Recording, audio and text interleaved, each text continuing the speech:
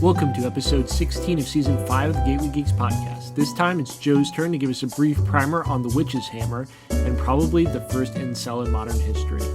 Here are your hosts, Joe, Tracy, Sarah, and Chris. Have we introduced ourselves? We will. Let's do that. Okay. How about this?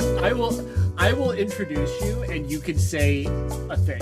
And that way we don't have to wait. So I will say, Like okay. what? I'll say, I'm Joe and this is Sarah. And then Sarah, you can say, hi, and Okay. whatever. Because otherwise, let's just try it. Let's see if it works. Okay. So, oh God, what fucking episode is this even? Who knows, baby? Joe, Who's that's your jazz job. at this point?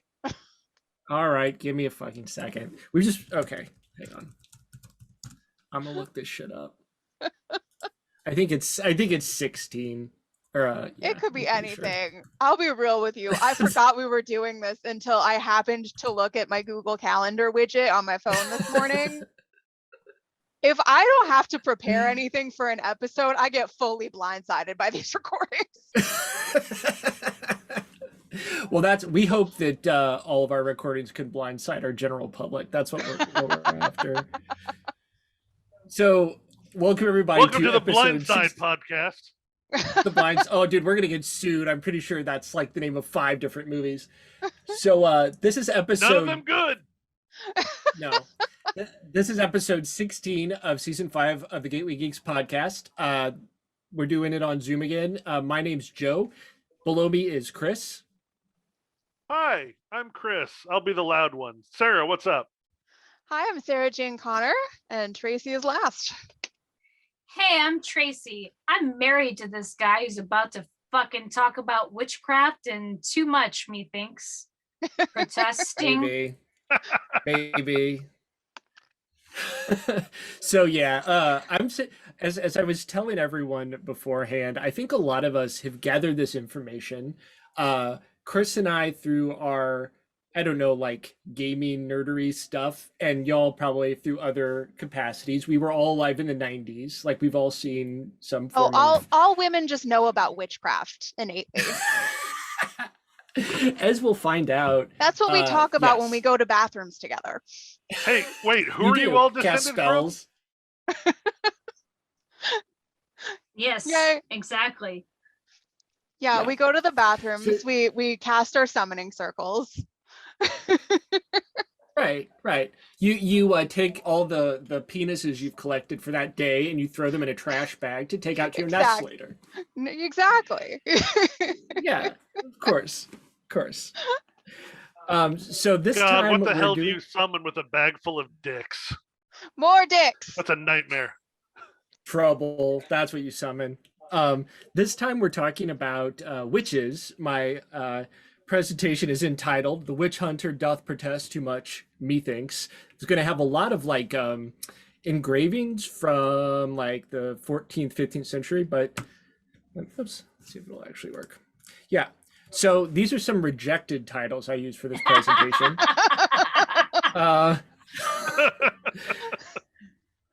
Actual witch hunts, conspiracy theories and why I fucking hate them, or Heinrich Kramer, the first incel, ? Or a conspiracy of witches by a witch hunter who is clearly dealing with some shit, or Kramer looks for his penis in a tree when it was in his heart all along. So I had to make a hard decision, you guys, but that's what I landed on. So here's the thing. As I was reading about this, I sort of began to see, and I'm sure we've all thought about this before, but I began to see witch hunter, witch burnings, witch persecution as like the original or one of the original modern, pre-modern conspiracy theories. So I just have to, this is like the framework for what I'm talking about here. So basically, I think there are 3 types of conspiracy theories.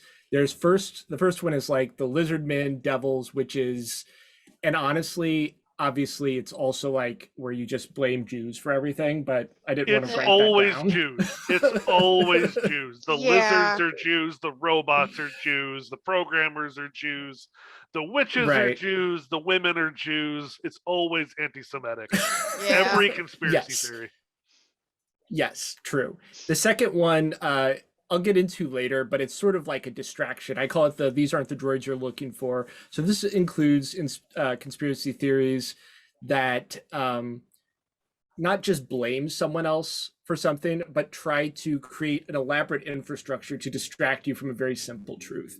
And then finally, there's like the true conspiracies that I think most people find to be much more boring, but we just, we'll get into those. There's like the Tuskegee experiment, there's, assassination. So here are some examples of the Lizardmen conspiracies. So we got witch burnings, Scientology, every anti-Semitic conspiracy theory you've ever heard, literally, as Chris noted. The Red Scare, Pizzagate. We all know Pizzagate. Mm-hmm. You know what's so weird now when I talk about Pizzagate in class? There are kids who were like in college now who were born or who were like too young to know about Pizzagate, and they've just grown up not knowing about it. Oh God. I run into Fucking that at work. crazy. It's fucking crazy. Wish that were Then me. there's don't we all? Then there's the "these aren't the droids you're looking for." So this would include, in some ways, libertarianism, the whole thing, social Darwinism, eugenics, Reaganomics, cryptocurrency, ancient aliens, QAnon, also witch burnings, and incels. So it's an elaborate infrastructure created to give you something to think about, so you don't have to think about how with incels, like for example, you just have no social skills and smell weird, right? Okay, to be answers. fair, cryptocurrency is not a conspiracy theory, it's a Ponzi scheme. Yeah. It is, yes. It is a distraction. Yes, it is, right.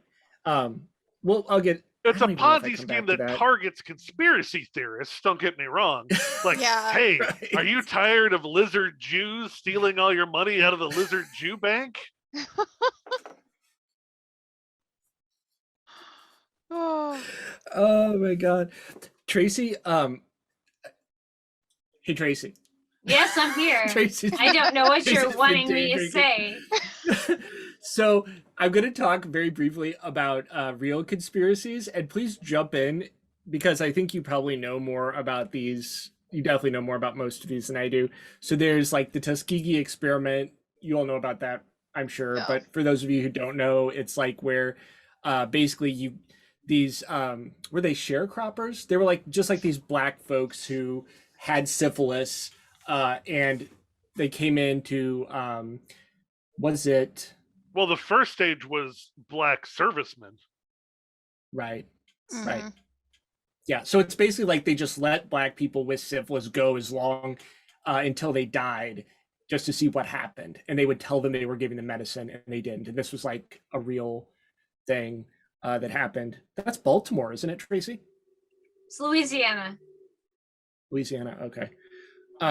Yeah. And so then there's the slaying of the Osage people by dipshit murderous cow persons, which is like the Osage people inherited a bunch of, well, they didn't inherit, they were forced onto this land through forced relocation, and the land had, they got the mineral rights underneath it in one of their treaties, and then there was oil there, and so they all got rich, and then all of these ranchers started murdering them. But yeah, there's a bunch of different things here. I think the January 6th insurrection could be here. So I just wanted to go over this. That's like the framework. So now let's actually get to talking about the witches. Tracy said Finally, this looks the like a real leprechaun. witches. It does look a little bit like a leprechaun. Thank you, Sarah, Yeah. because I told him and he But- was a little bit upset with me, but I said it looked a little leprechaunish. That's because Charlie Day is a leprechaun. And pilgrims also legally- kind of look like leprechauns. Legally, Charlie Day is a leprechaun. Look, they did a whole episode about, him looking more Irish than he is. Like, come on. That's right. That's true. That's true. Okay, so technically the witch craze of the 14th through the 17th centuries was all three of those types. There, first of all, just so we all know, there are and there were, I mean, I think we all know there are people practicing Wicca, doing like all various kinds of magic in that sort of way. But before we had this big idea of witches, a good number of these folks, majority actually, were probably men, and they were just practicing folk religions. So it's this thing. This is something I thought was really actually super interesting. One of the articles I was reading was saying that sociologists, like in the 90s, started classifying witchcraft as a form of technology. which I don't know how you guys feel about that. I've kind of thrown that out there. So the idea being like, it's a way to feel like you have control, or if you know, if you're someone who believes in religion or witchcraft, to have control over your environment, which is kind of like a definition for technology, I guess. What do you guys think about? It's illusion of control. I mean, this is literally just magical thinking. Right. I'm not. That's a wild definition. I'm just throwing it out there to say, oh yeah, anything that makes you think it's doing something is technology. I mean, yeah, that feels like a stretch. It's also it's how the orcs in 40K work, but I don't really know if that actually. I think unless you're a paladin, it does. Oh, Sarah, sometime I'll get you into 40K lore. The orcs you won't. The orcs have psychic powers, and their technology only works because they think it will. Like, they literally just like weld a trash. Are you telling me that the orcs practice the secret? Yes. Okay. Yeah, like they'll just like weld a trash can to like something with wings, and they'll go, "It's a rocket ship," and suddenly it can fly. Yeah. Yeah, I mean, the one thing that did sort of make sense to me, though, is they're talking about like alleviating anxiety, and I just think back to like when I was a kid and I was more religious, and like in some ways like praying or whatever does help you feel better. It does help, like it does actually help with your anxiety to some extent. So I could sort of see that, but this is apparently like a fairly accepted thing. So I just wanted to throw that out there. Yeah, it feels some like real STEM intrusion into social sciences right there. It does. And thinking is a technology. Did you know that? Anytime you have a thought, there's electrical impulses inside of your brain. So it's a technology. Your brain is a computer. Oh God, don't get me started. It's like when Elon Musk talks about eyes as just being low-res cameras. Like, no, fuck off. Yeah. If only we could burn Elon Musk at the stake. So the thing that I really want to talk about, just very briefly. So Heinrich Kramer, if you don't know, listeners, was a Dominican inquisitor who was working around the end of the 15th century. I think he lived into the like 1520 something. So he's going around all over Central Europe, and he gets to, I think, Austria. And he met this woman who I'll talk about in a minute, who he was convinced was consorting with the devil for various reasons. And then he tried to basically take her to trial, accuse her of being a witch. The judge said, fuck you, she's not a witch. Also, like, leave her the fuck alone, you're being a creeper.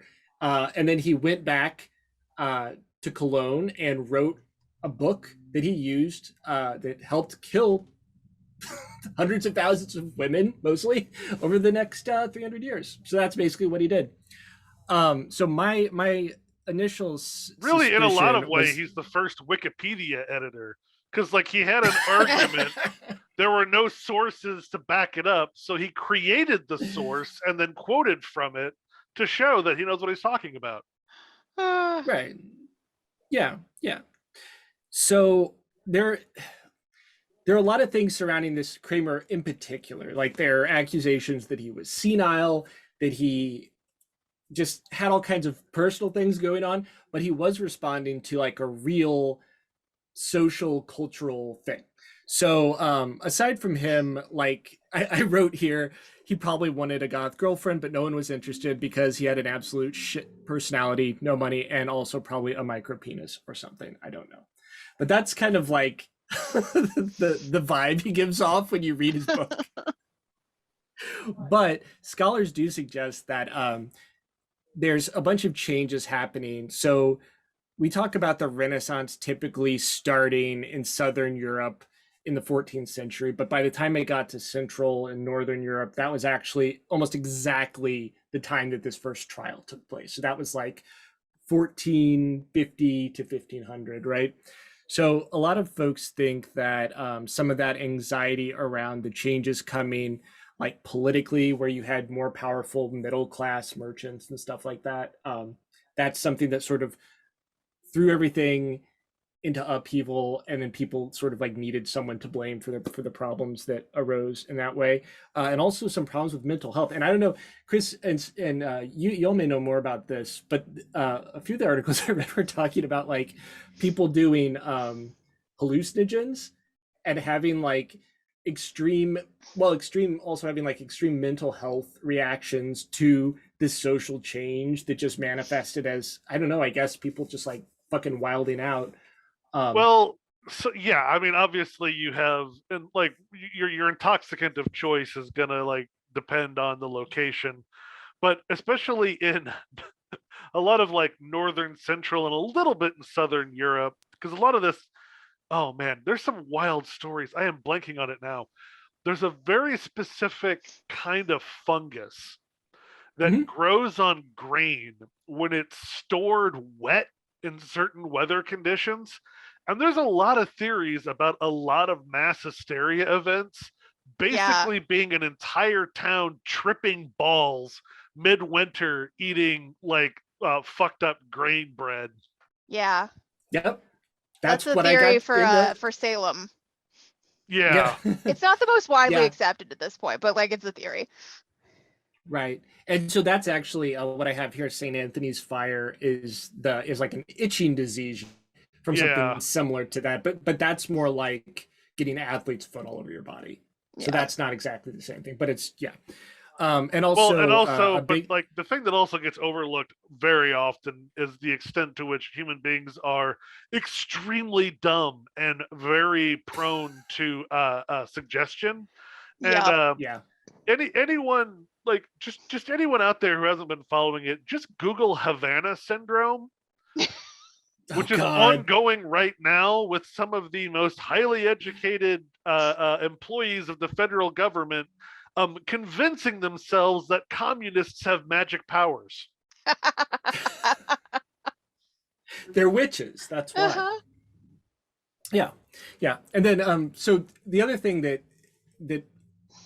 it reminds me of the conspiracy theories we're dealing with now, there were like some real social and political problems going on that exacerbated this, mass sort of hysteria thing. Like I was reading about Pope John the 22nd, who was like this guy who thought he had Havana syndrome, was convinced that witches were causing all of his problems.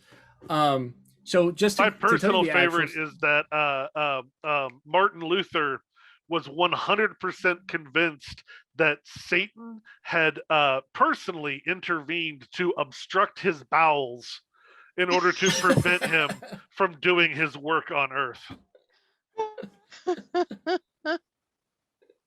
Good grief. Oh, God. Also, raging anti-Semite. Always fun to remember that the Protestant Reformation, which is given so much credit for modernizing Christianity, was pushed by a guy who was considered uncomfortably anti-Semitic by his contemporaries in Germany. Yeah. In Germany. Yeah, it's true. So this Heinrich Kramer guy, the woman I was talking about, her name is Helena, I think it's Schuberin. I think that's how you say her name. So she was this Austrian woman who, and I don't know if you all know more, but from what I gathered, she was like the wife of a wealthy burgher who was and she was basically like boning this noble guy. But we'll talk about that later. But the best part is that she just did not give a fuck about Kramer's little sermons, and she pissed him off, and like that's really what it is. Like that's really what this whole thing is about. But yeah, so Kramer wrote the Malleus following his expulsion from, this is from Wikipedia, his expulsion from Innsbruck by the local bishop due to charges of illegal behavior against Kramer himself, and because of Kramer's obsession with the sexual habits of Helena, which led the other tribunal members to suspend the trial. So he charged her and 6 other women, went through the trial, and the judge was like, no, sorry, no compelling evidence. So after good for you, all Innsbruck. It's pretty there. I've never been to Innsbruck. But yeah, so this is where we ask if Kramer was the first incel to write a manifesto. What do you guys think? No, there had to have been 1485. more. Are you familiar with Yeah. most religion? It's true. I like that. It's very true. Yeah. It's very A lot true. of religions have just been a way to like suss out sluts. You know? Yep. Yeah. So we can talk about it at the end. I'm not going to get into it too much because I feel like it's just such common knowledge now. But there's oh my God, I have the book, I think. This is actually the real scholarship. I don't know if you can see it. It's called The Chalice and the Blade. This is like what what's his name? The guy who wrote the Da Vinci Code. What the fuck is his Oh, name? yeah. Dan Brown. Dan Brown read and then totally misconstrued and wrote a mystery novel about. But it's basically this idea of the sacred feminine and how so much of modern and pre-modern life was about trying to dominate the feminine on behalf of the patriarchy. So I think we Thank all God sort of that's want over. that, right? Yeah. So you could actually find the Malleus Maleficarum online. It's just like set up in HTML, and you can go in and you can read all the transgressions that we'll get to in a second. But the record of the actual trial says that the things that Kramer accused Helena of, spitting, boning a knight, and giving him syphilis, which probably did happen, like as far as we can tell, heckling Kramer at his sermon, and then never going to another one of his sermons. Those are really... She sounds like really a the only badass bitch. I know. I like her. Like, the charges against her were that she was too sick. Yep. This also just sounds seriously. like a Dave Chappelle Netflix special.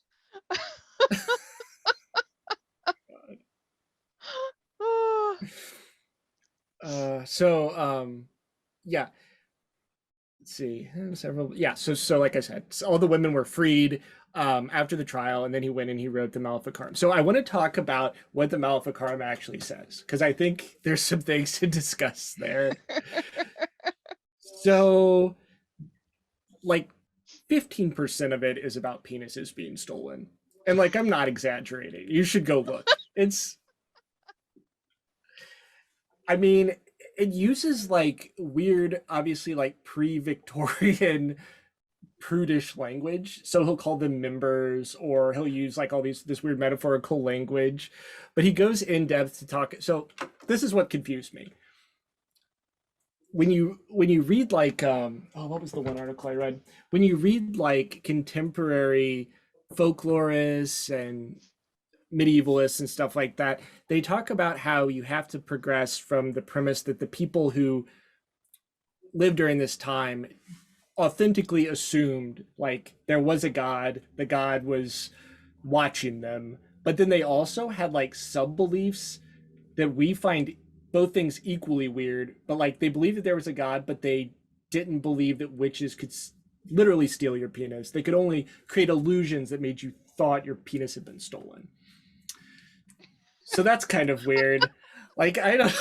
That was a bit of a mind fuck to me. What I purpose was like, is my question about that. yeah.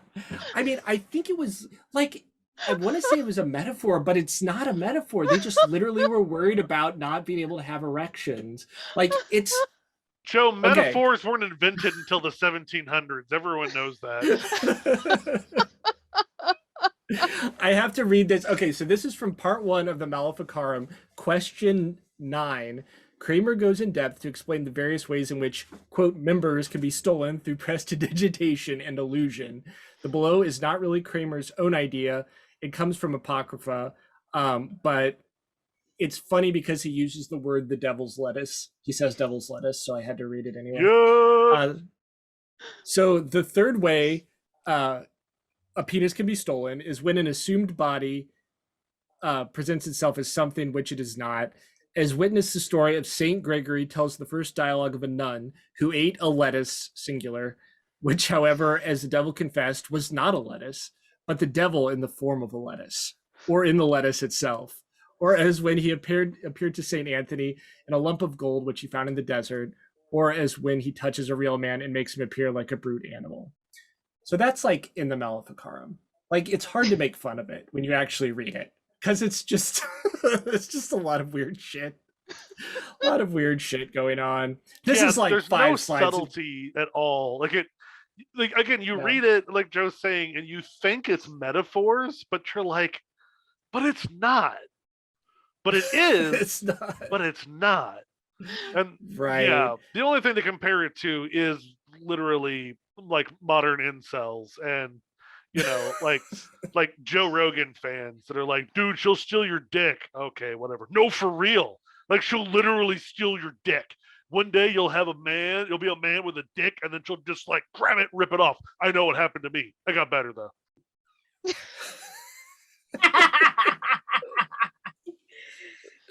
Yes. So first of all, I would like a volunteer to describe what is going on in this illuminated manuscript detail on the right here. Do we have any volunteers? Look, it's just a normal dick harvest. Haven't you ever gone to Eckert's?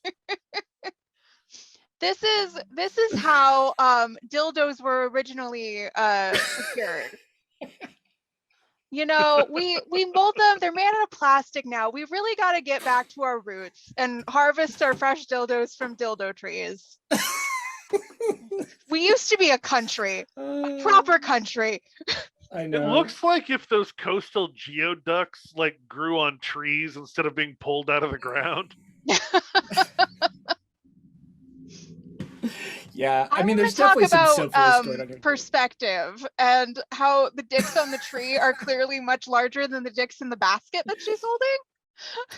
Joe, he just said this is all a rejection of the Renaissance, right?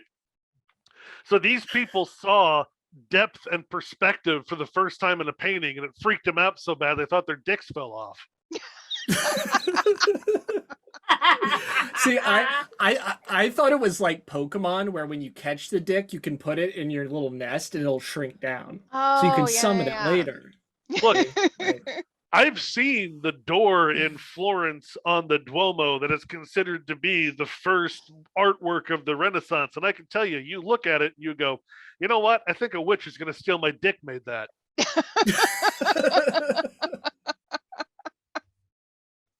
So here's the fascinating thing. Apparently, and we're gonna get into Smith's article here in a second, but apparently, some of these folklorists I was talking about say that this idea of penises being in a nest was actually something that existed in folklore. So I don't know if that makes it more or less funny, because like I at first assumed that Kramer just came up with this, that it was like just some fevered senile imagination thing, but apparently it's like a Central European sort of like Slavic witchcraft kind of story about people stealing virility and all of that. But as I say here, Kramer didn't, he didn't reject it from his book, so it's honestly on him. Like, he deserves all of this ridicule. I think. So who wants to hear some quotes from the Maleficarum on penises? Anyone? Yay! All right. Right here. Bring him on. All right. Okay. So in the town of Ratisbon, a certain young man who had an intrigue with a girl wishing to leave her lost his member. That is to say, some glamour was cast over it so that he could neither see nor touch it. And you could only see his smooth body. Let me see if we're on the next one. Oh, here we go.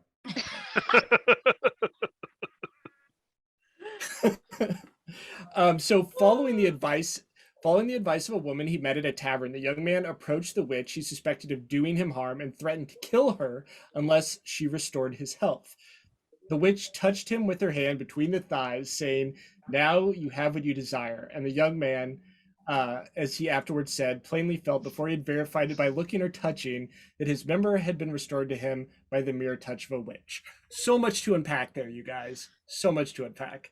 Like, I don't know that I need to say anything about it. I feel like my boner went away, but then a girl touched me and it came back. Pretty much. All right, one more. So truly has never been a point in human history where cis men were not deeply anxious about the state of their dicks. No. It's very true. That's just the through line throughout all of human existence. Yes, exactly. We're just coming off a period in all this where the height of military technology was just figuring out how to make longer and longer lances. Yeah. Yes. So there's a big Latin passage, obviously, where Kramer introduces this idea of the nest of penises specifically. So we're just gonna talk about that. So Nestus phallus. Nest. How does he say that? You gotta keep them all together so that they stay warm. That's right. You don't want any dying off. They need to all come in together. So finally, he says, what shall we think about those witches who somehow take members in large numbers, 20 or 30, and shut them up together in a bird's nest or some box where they move about like living members, eating oats or other feed? This has been seen. No, wait. We gotta talk about the dicks that are eating oats. So dicks are like horses? You gotta feed them hay and shit? Like, that's interesting. The dick needs fiber. Everyone knows this. Is the urethra the mouth or the butthole? Which side is it going in? Do they have like little mouths at the base? And the urethra is like a nostril? Yeah, let's not think it. Sorry, Sarah. This is not what you would be talking about. I'm having a wonderful time. You don't need to apologize to me. Excellent. Okay. Yeah. So this has been seen by many, and it's a matter of common talk. One should say that it is all brought about by the devil's work and illusion. The senses of the witnesses are deceived in the manner we have mentioned above. A man reported that he had lost his member and approached a certain witch in order to restore his health. She told the sick man to climb a particular tree where there was a nest containing many members and allowed him to take any one that he liked. That's service. Okay. This bitch is out here just trying to do good for the community, and this guy's throwing a fit. Okay, wait. Here's where I'm having a roadblock. So, is it an illusion, or does this woman literally have a tree full of dicks that she feeds oats like a demented Quaker man? Like, what is the situation? Unclear. Is the tree real?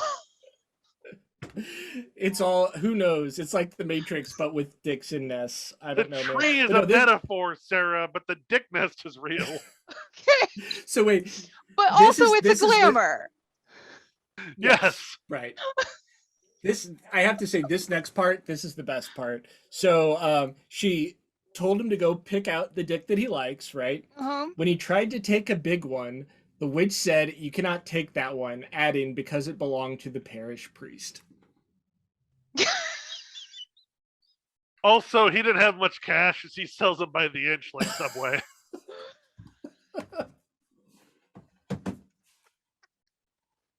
Okay.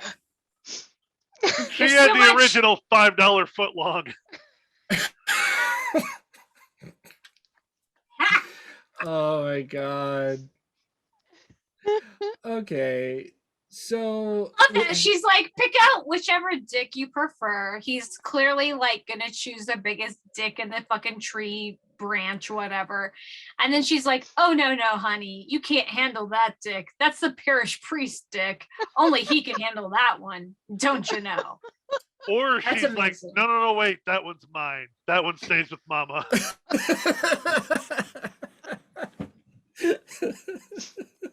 Also, what is the parish priest need a giant dick for? He took a vow of celibacy. Well, that's the whole point, Sarah. It's nefarious as fuck.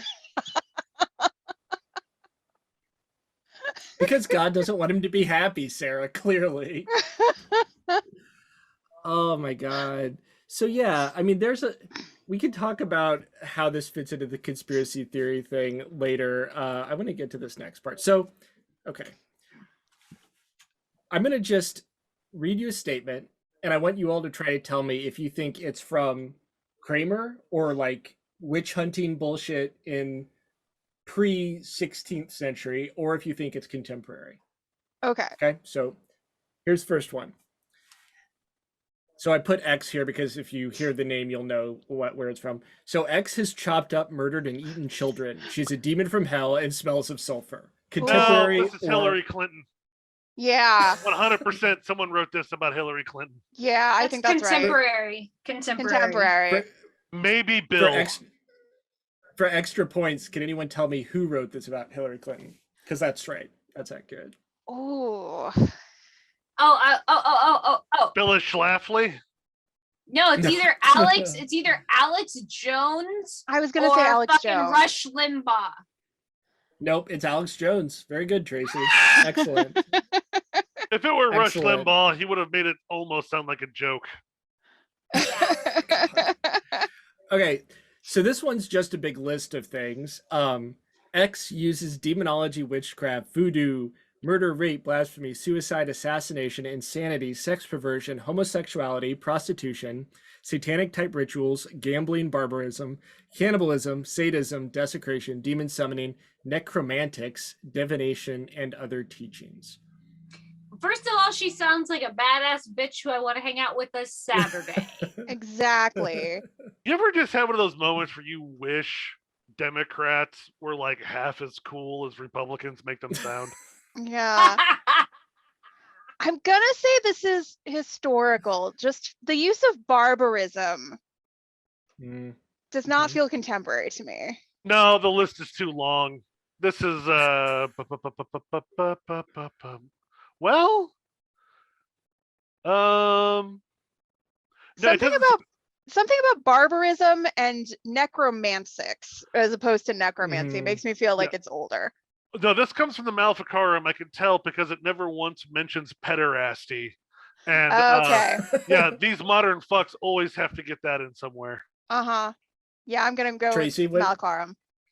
I agree. This sounds much older in flavor, but if we're all wrong, I'm gonna be real fucking pissed. You are all wrong. It's from. Do you guys know BAD? BADD. Bothered against Dungeons and Dragons. It's from the 80s. It's God. Oh yeah. It's a.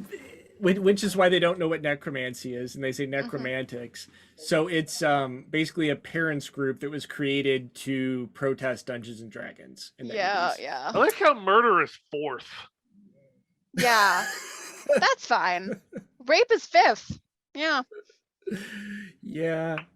It's cannibalism is like a distant 30th.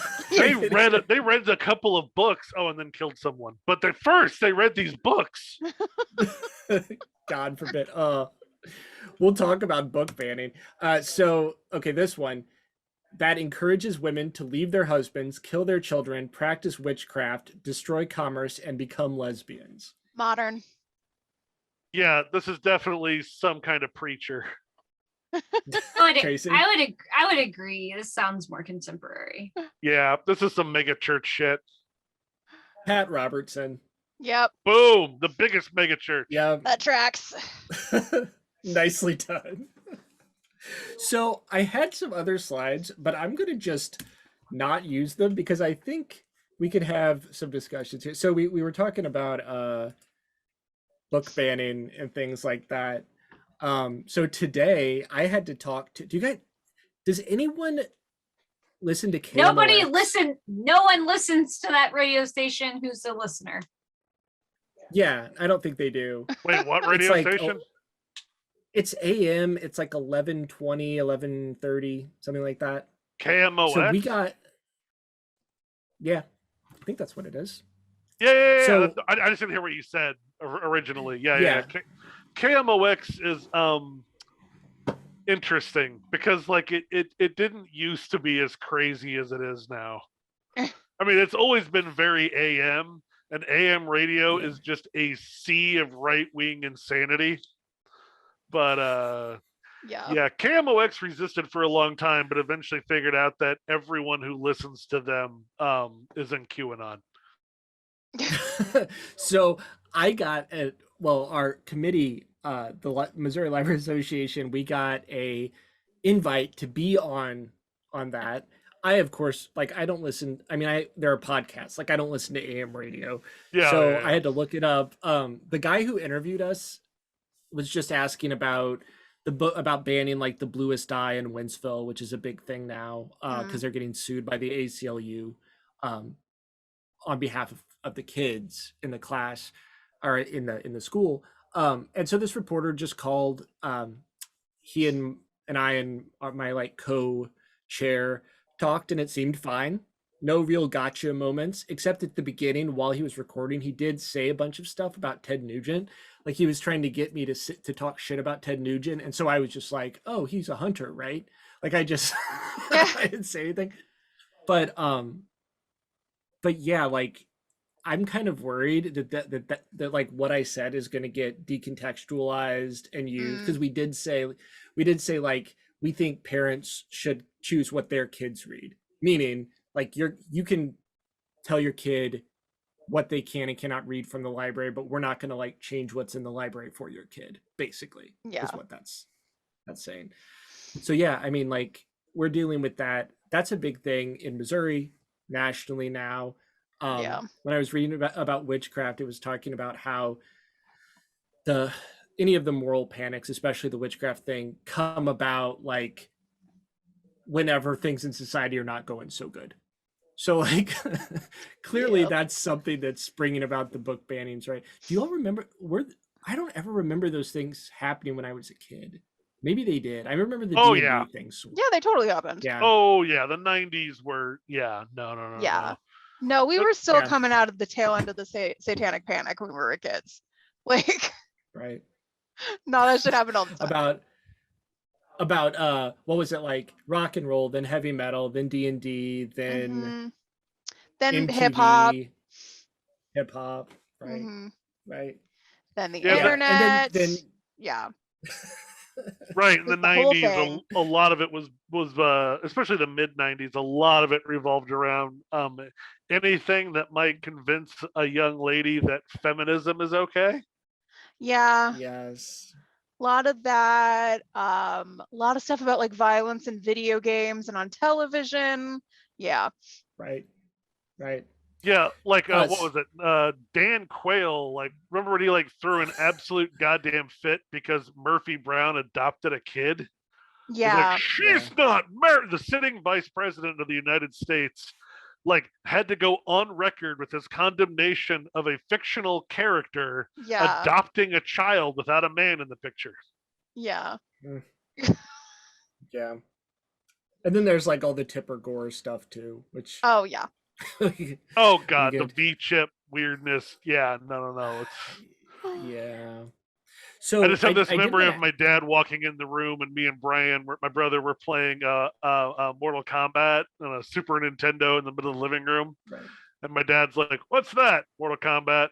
Is that the game? The TV says I'm a bad parent if I let you play." Yes. Okay, carry on.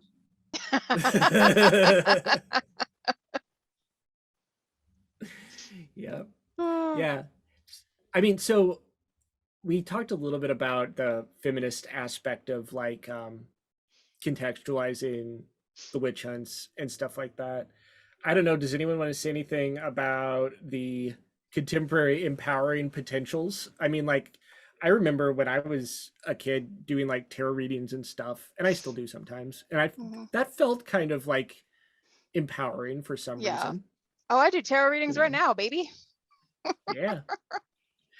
I was getting too cynical, and I found myself using the tarot readings to try to like tell people shit that I didn't want to tell them to their face otherwise. So I stopped doing them. Wow, you're the first who's ever done that. Yeah. That's why they say never have your friends do tarot readings. That's one big reason. Like, the entire history of court seers are just assholes being like, Zarina, the spirits, they want you to give me money. I don't know why. I'm not asking. But spirits, they want me to have palace and pet bear. Oh, exactly. The first time I ever went to see a psychic, right? I was like fucking like 18 or 19. I was in New York City. I was so fucking excited, so green. Went in and I was like, I got like $20 to spend, right? And that's what I told her. I got $20. What can we do here? And she was like, FYI, she was like, you're about to get pregnant. And I was like, say what, bitch? Like, I was like, absolutely not. That's not in the cards for me. You're wrong. And she was like, only if you spend another $150 to give me all this money to like fucking do all these spells to prevent pregnancy. And I was like, this is such she a had you clocked when you walked in. She was just like, oh, I know. But the thing is I didn't pay for it. But then like my then boyfriend, I told him, I was like, I'm not fucking you for like 6 months. I'm so sorry. I was like, she's convinced me we're getting pregnant. It's off the fucking table. Get curious with other shit. We're not fucking. But I'm not spending $150 either. But there we go. Yeah. Let's say that's a more practical approach. Yeah, some people are like born marks though. If you ever want to get some great reading, it's the history of all of the spiritual con men that what's his name? Houdini? No, the last Romanov czar.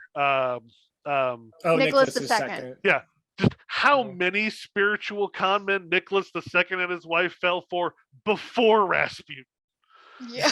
There's a bunch of them. It's like these people were born to be fleeced by dudes that said they can talk to spirits. It's fucking amazing. They were these are some like the last absolute monarchs of Europe, and they are literally taking all their advice from anyone who shows up and says they know magic. Yep. That's too bad. You wonder if is that what happened to Pope John the 22nd? Is that like why he was so upset about it? I don't know. Look, there's popes are a whole nother story altogether, because like you've got this very interesting combination of people who are supposed to believe in magic professionally, and also but they can't really do anything, and none of their magic works. So if shit goes bad, you have to find a magical explanation for someone with more powerful evil magic that killed your magic. Basically, it's all to make sure that the collection plate's still full and that no one figures out that all of your authority is bullshit. Yep. Yep. That's right. It's look, in the end, it's like we're overcomplicating the fact that when shit goes bad, you blame people who can't defend themselves against the accusation. Yeah. Women are obviously always right there. Minority women, oh boy, even better. Immigrants, oh man, right there, boom. Man, honest to God, fear of voodoo stems from American slave owners and the French aristocracy trying to explain how the hell the Haitians beat the French. Yeah. They were like, what? Bunch of black people beat Napoleon? Oh man, they got some crazy magic. Yeah. I mean, well, so there's we'll call that like a teaser for actual knowing things about the Maleficarum, because I think we really just talked about penises and trees most of the time. I can't say that was going to be instructive for anyone listening. What else do you want to talk about, you know? Yeah, that's good. Y'all could just... You should have sang the episode "Oh Phallus Bomb." I like that. Oh man, how lovely are thy branches. That's it for season 5, episode 16 of Gateway Geeks Podcast. The Witchhunter Doth Protest Too Much, Methinks. Thanks for listening. Remember, you can find us on Amazon, Audible, Spotify, and Apple Podcasts. This episode is with Sarah Jane Connor, Tracy Gomillion, Knetzer, and Joe Kohlburn, and it was edited and produced by Joe.